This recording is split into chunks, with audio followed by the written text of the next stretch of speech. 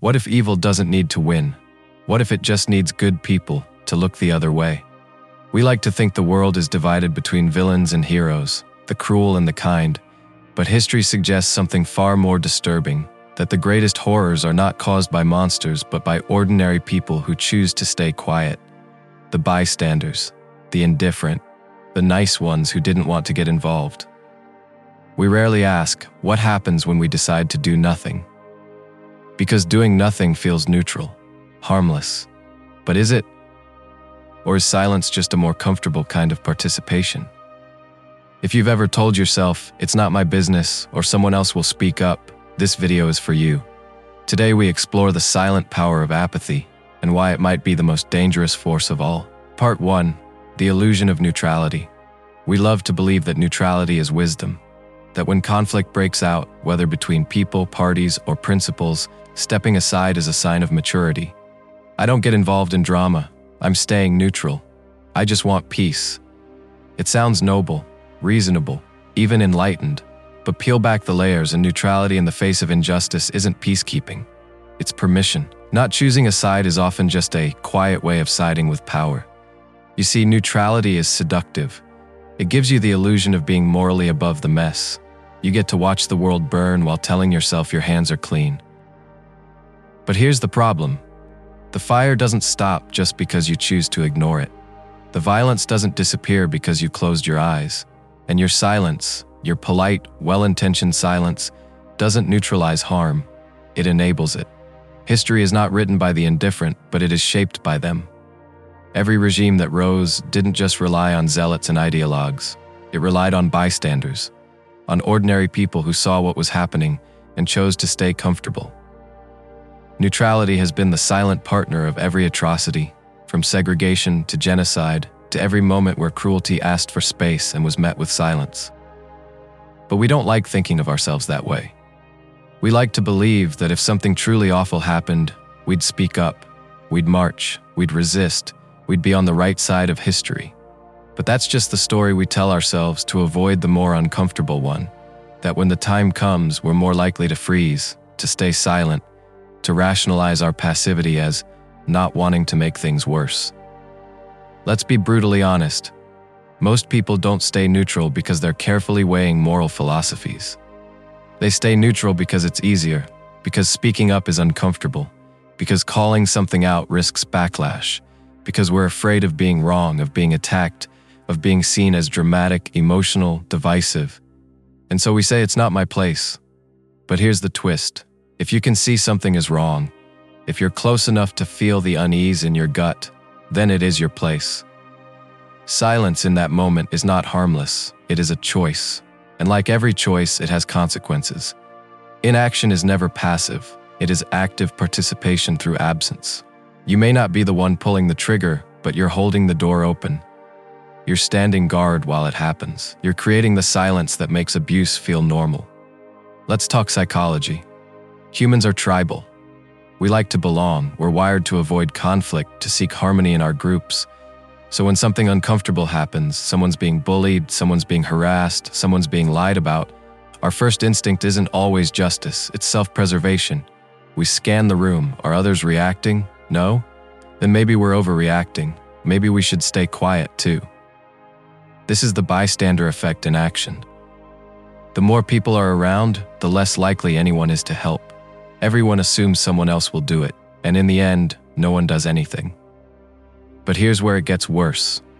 We begin to tell ourselves that our silence is strength, that we're being the bigger person, that we're rising above.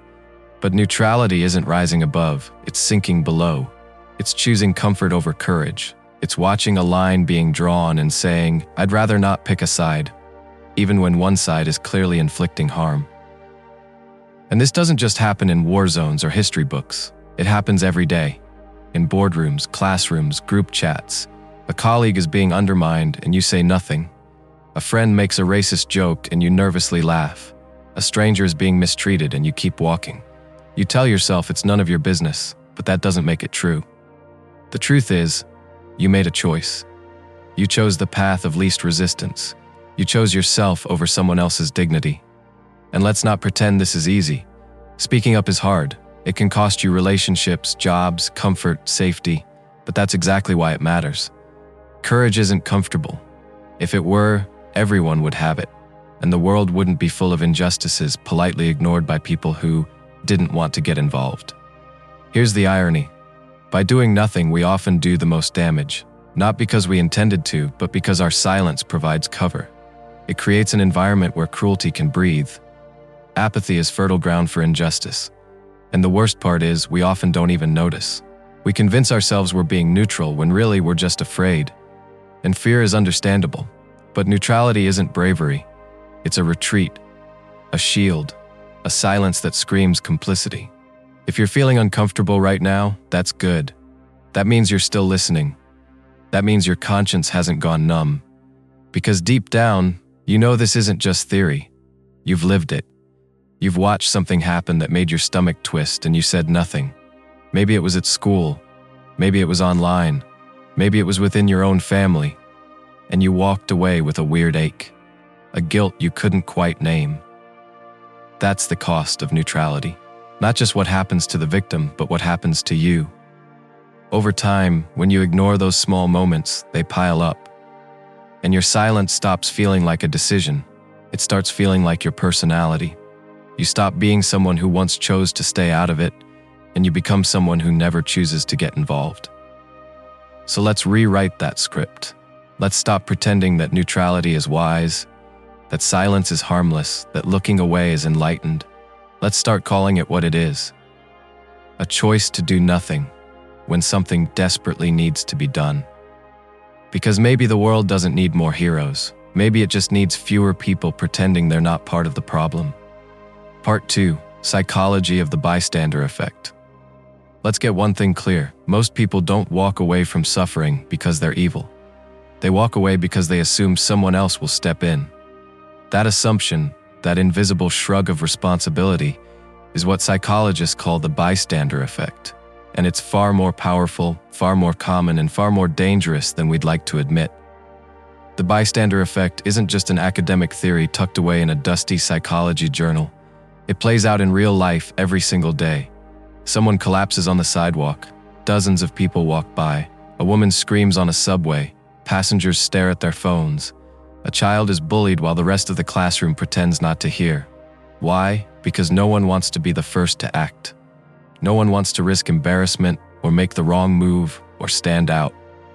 So everyone does nothing together. In 1964, the murder of Kitty Genovese became the tragic poster child for this effect.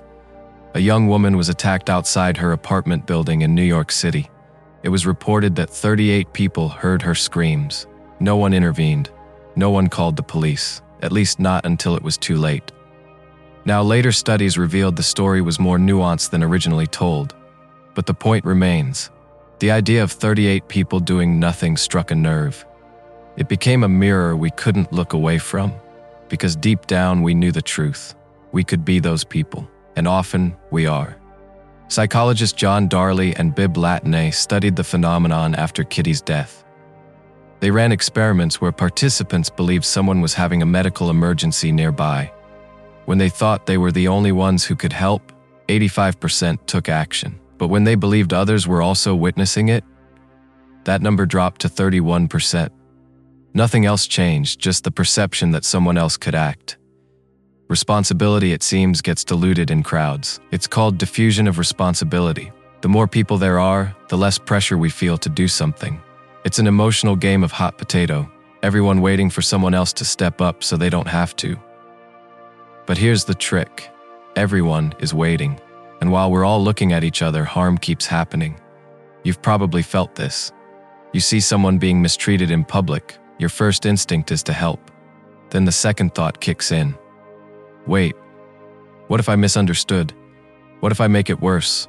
What if I embarrass myself? You scan the crowd. No one else is moving. They look calm. Maybe it's not that serious. Maybe it's none of your business.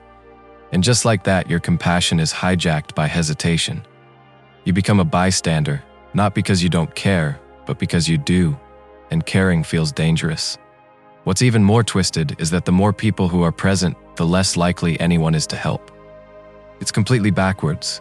You'd think more eyes would mean more action, but instead we're paralyzed by collective silence, and then we rationalize it. If no one else is doing anything, maybe I don't need to either. This isn't limited to emergencies. It happens in institutions, in offices, in online spaces. A colleague is repeatedly undermined, a toxic policy is quietly enforced, a friend starts spiraling mentally. Everyone notices, everyone assumes someone closer, someone higher up, someone braver will step in. But that someone remains a ghost, invisible, absent, convenient. And because no one wants to feel responsible, we build narratives to justify inaction. I didn't have all the facts. I didn't want to overstep. It's not my role. These stories aren't lies. They're psychological defense mechanisms. They help us sleep at night, but they don't make the silence any less real. Now let's talk about another key factor, social proof. Humans look to others to gauge how to behave, especially in ambiguous situations. If everyone else is calm, we stay calm, even if something terrible is happening. We trust the crowd over our instincts. That's how people sit still during emergencies. That's how lies spread quietly. That's how injustice hides in plain sight, surrounded by polite, passive people who saw it, felt something, and then followed the room. And yet, here's the strange twist. Once one person takes action, the whole dynamic can shift. That's the beauty and terror of human psychology. We're followers until someone shows us how to lead. In Darley and Latney's studies, as soon as one person intervened, others followed. The same people who froze a minute ago suddenly found their courage. Why? Because someone showed them it was okay to care out loud. This is why apathy is contagious, but so is courage. One person challenging a cruel joke can change the tone of an entire room. One person stepping forward can break the paralysis, but that one person has to go first. And let's be honest, most people are just hoping it won't be them. The bystander effect teaches us something uncomfortable but vital. In moments of moral uncertainty, we don't rise to the occasion, we sink to the social norm. We don't ask, what's right? We ask, what is everyone else doing? And if the answer is nothing, we follow suit. So how do we break it? The first step is awareness. Knowing this effect exists gives you a mental alarm bell. That hesitation you feel, that pull to look away, to wait for someone else, that's your moment of choice. Recognize it. Sit in it. Then ask, what if I were the only one who noticed? What if I'm the one who has to go first? Second, rehearse your courage. Not in the middle of the emergency, but before it happens. Practice saying hard things. Standing up in small moments. Setting boundaries. These actions build your reflex, so when the big moment comes, you don't freeze, you move. Third, redefine what it means to get involved. You don't have to be a hero. You don't need a cape. Sometimes getting involved means making eye contact with someone in distress, asking a question, calling for help, interrupting a pattern. Small acts matter, they ripple. Lastly, let go of perfection. You won't always say the right thing. You might act awkwardly, but awkward action is better than elegant inaction. Someone who cares clumsily is still better than someone who watches silently. Because in the end, the bystander effect isn't just about what we fail to do, it's about who we fail to become. Every time we choose silence, we reinforce a version of ourselves that's passive, afraid, disconnected. But every time we act, even in small ways, we become someone we're not ashamed of. So the next time you feel that familiar freeze, that moment of hesitation, don't wait for someone else to go first. Be the one who moves. Be the proof that someone can. Part 3. How systems reward silence. Let's stop pretending that silence is just a personal choice. It's not. It's a survival tactic, one that society has trained you to use, rewarded you for, and quietly expects you to maintain. We like to talk about freedom of speech, but we rarely talk about the far more common freedom people take advantage of, the freedom not to speak. And believe me, systems love that, because systems, especially powerful ones, aren't maintained by violence alone. They're sustained by obedience, by politeness, by people who know something is wrong but have learned to keep their mouths shut. Not because they're heartless, but because they've seen what happens to people who open their mouths. Workplaces, for instance, are masterclasses in subtle suppression. Ever noticed how the person who questions authority is labeled negative? The one who points out unethical behavior gets accused of not being a team player. The one who speaks truth to power is difficult to manage. Meanwhile, those who say nothing, smile, and play along are labeled professional. Let that sink in. We've created cultures where silence isn't just safer, it's strategic. And it's not just about jobs, it's everywhere. In schools, students are rewarded for regurgitating information, not for questioning it. In politics, party loyalty is praised, while independent thought is punished. In media, nuance is drowned out by slogans. We live in a world that runs on scripts, not questions. Systems don't want your voice, they want your quiet compliance. Now you might be thinking, but I've seen people speak up and be celebrated. Sure, occasionally the whistleblower becomes a hero, but more often they're ignored, fired, discredited, or conveniently forgotten. Courage might get you a viral post, but it rarely gets you promoted, because systems are not built to reward discomfort, they are built to protect themselves. And nothing protects a system better than your silence. Let's break this down. When you don't speak up about injustice, you're not just avoiding conflict, you're helping that injustice feel normal. Silence gives it space to grow, and systems, whether they're corporate, governmental, religious, or cultural, depend on that normalization. They depend on good people staying quiet so bad behavior can be written off as just the way things are. And if you think this is just about the big stuff, think again. Even the smallest injustices are sustained by a culture of silence. A racist joke in the break room, a sexist comment in a group chat, a manager who takes credit for someone else's work. None of these things escalate unless they are allowed to. But we let them slide because pushing back feels like overreacting, and no one wants to be that person. But have you ever asked why being that person is seen as such a threat? Why systems are so allergic to discomfort? It's because speaking up introduces unpredictability.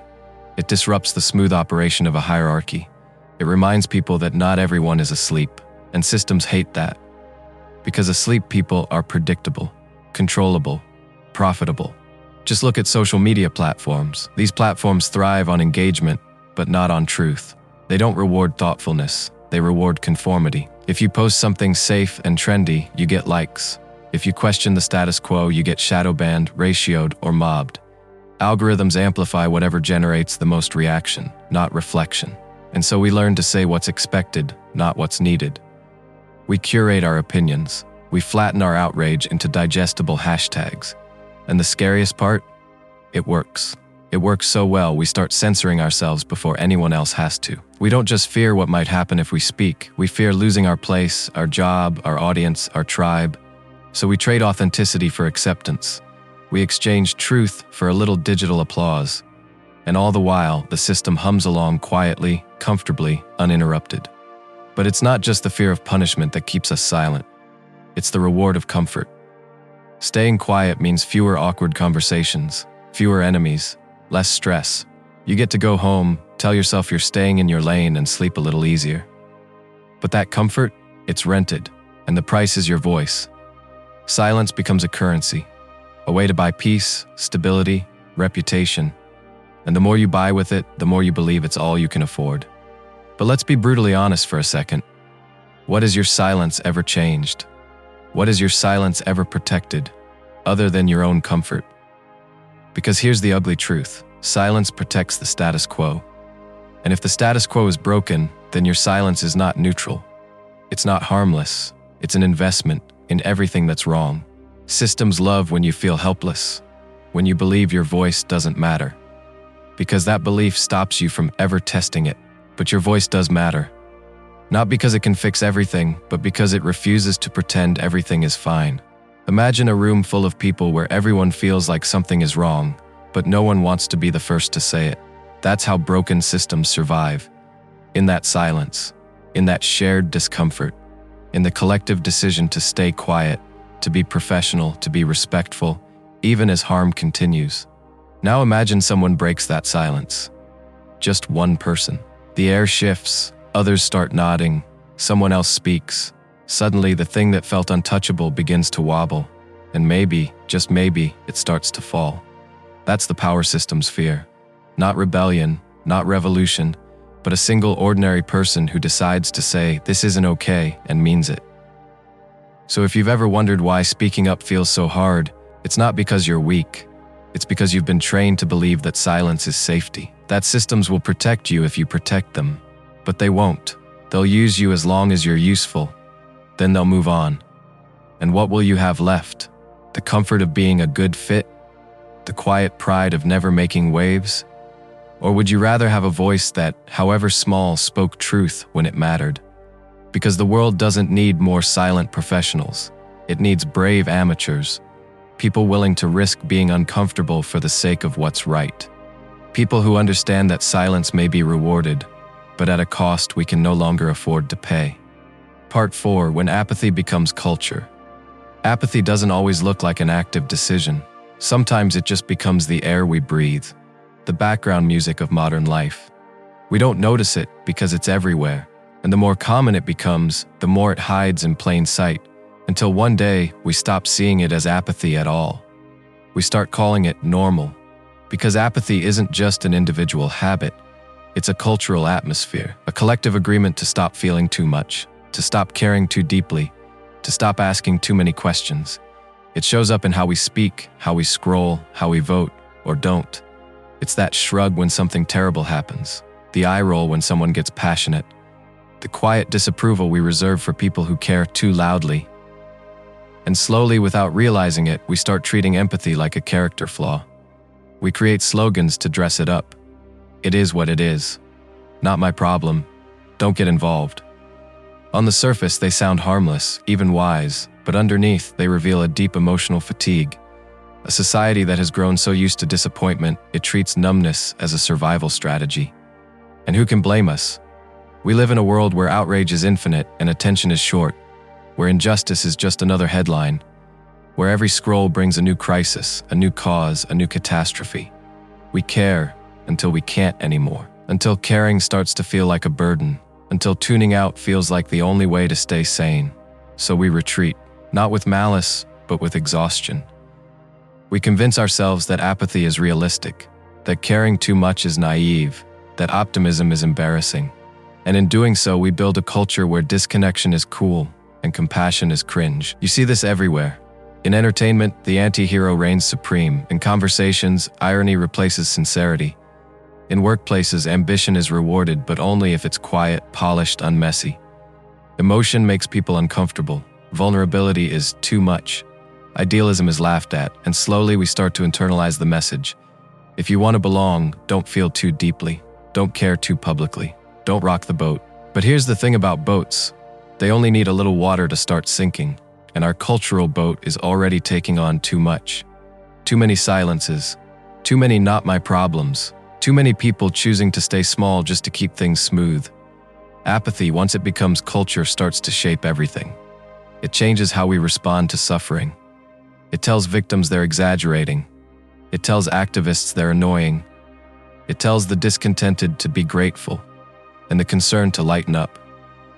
It takes real problems and turns them into personal inconveniences. Even worse, it makes inaction feel moral.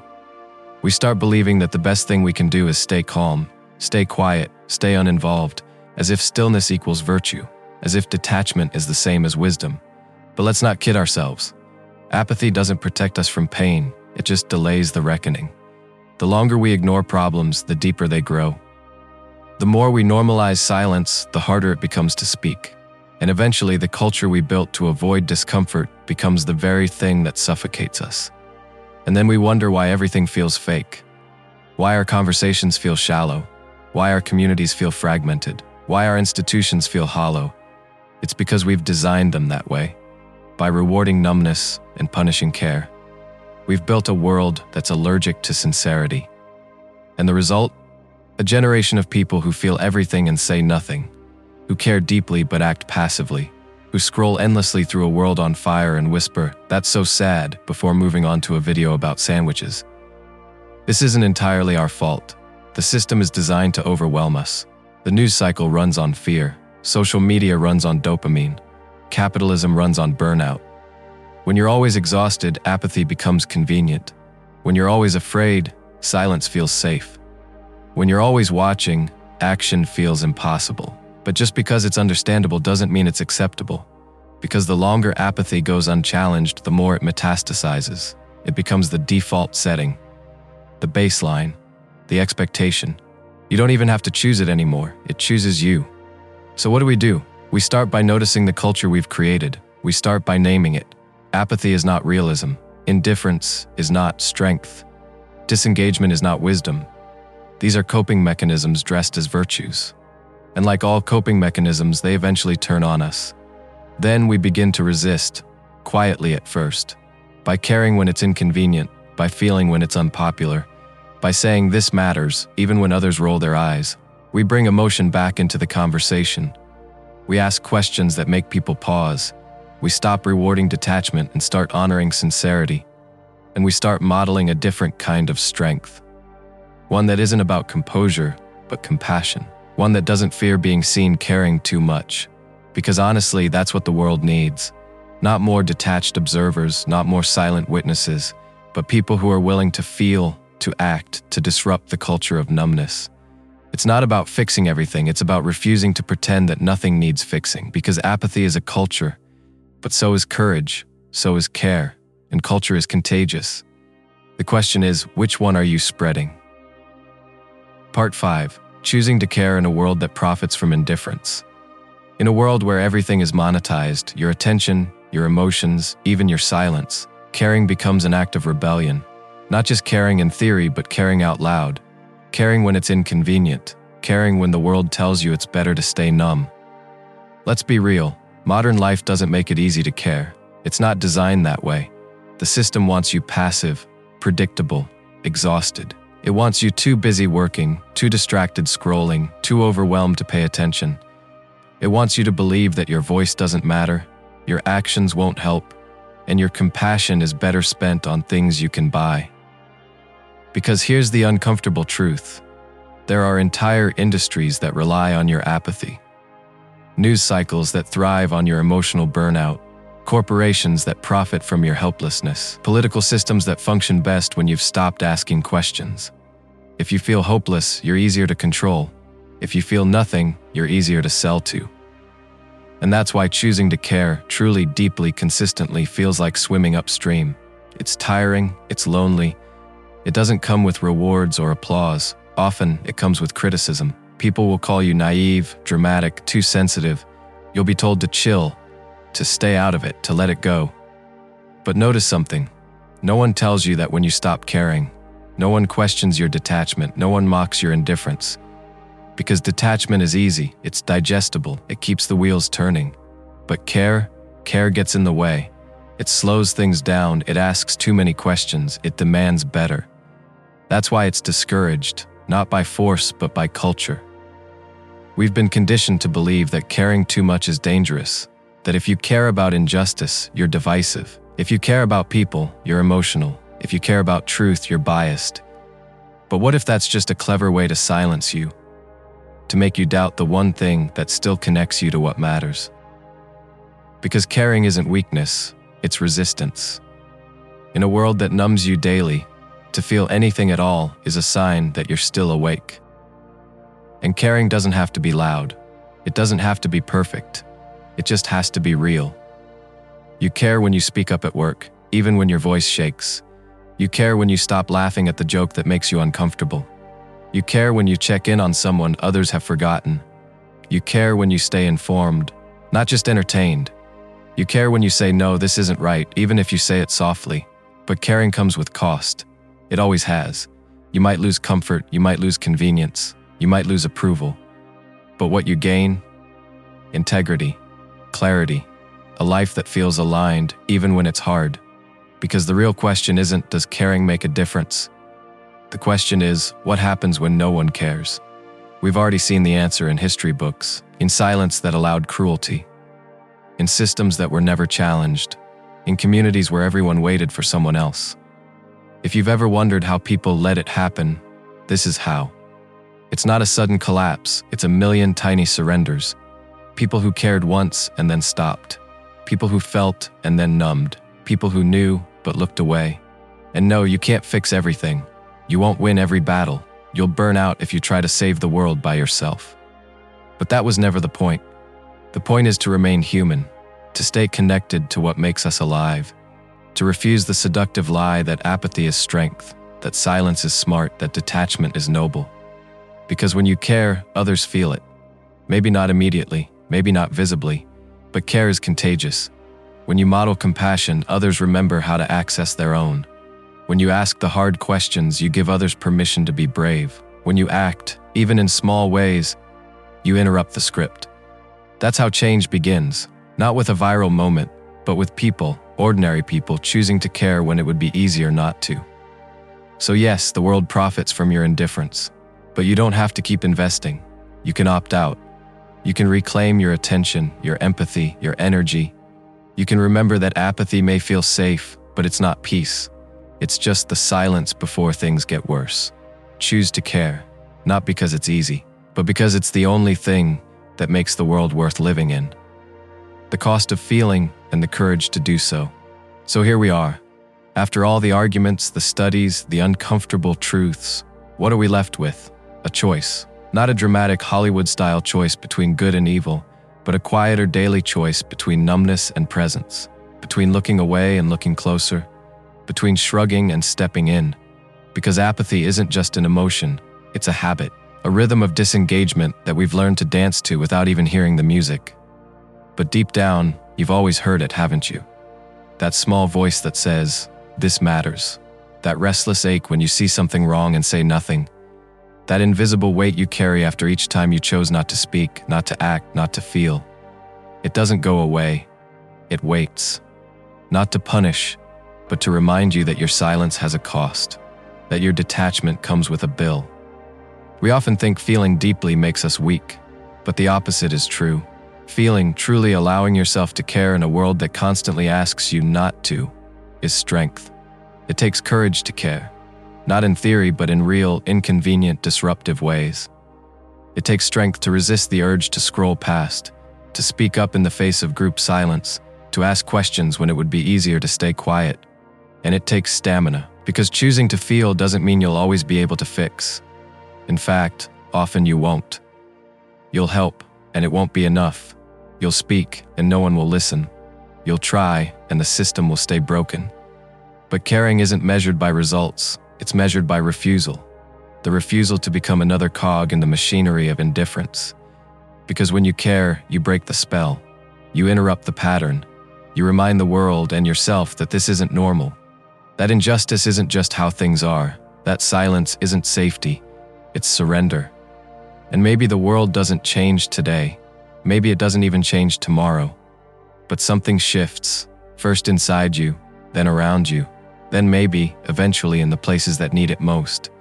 So don't numb yourself to survive, don't shrink yourself to fit in. Don't confuse stillness for peace. Let yourself feel the discomfort. Let yourself care even when there's nothing you can do. Because the moment you stop feeling is the moment you stop living. And the moment you start caring again, that's when everything starts to matter again.